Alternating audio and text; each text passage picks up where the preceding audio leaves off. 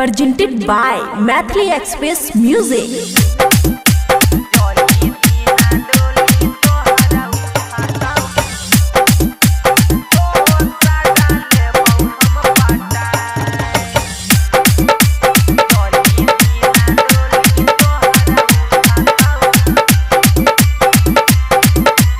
Recording studio बलुआहा। आज कहिया तू जैभी ससुरारी कहिया है तोर विदाई, कहिया तू जैभी ससुरारी कहिया है तोर विदाई।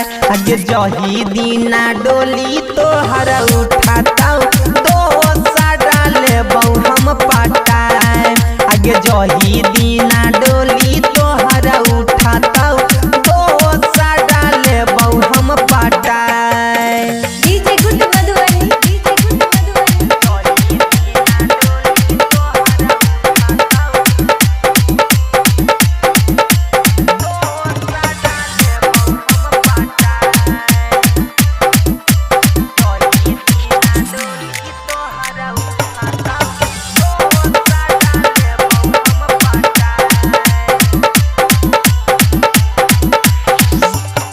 आगे बड़ा पचतैदी जैदी हमारा तू छोड़ के गई।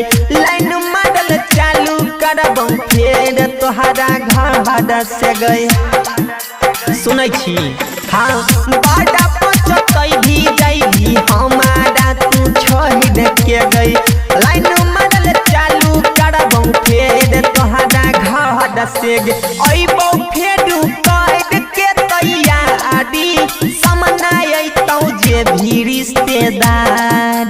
अइबौ फेर कर के तैयारी समनायतौ जे भी रिश्तेदार। आगे जही दिना डोली तोहरा उठातौ दो साड़ा लेबौ हम पटाए। आगे जही दिना डोली तोहरा उठातौ दो साड़ा लेबौ हम पटाए। DJ good Madhubani, DJ good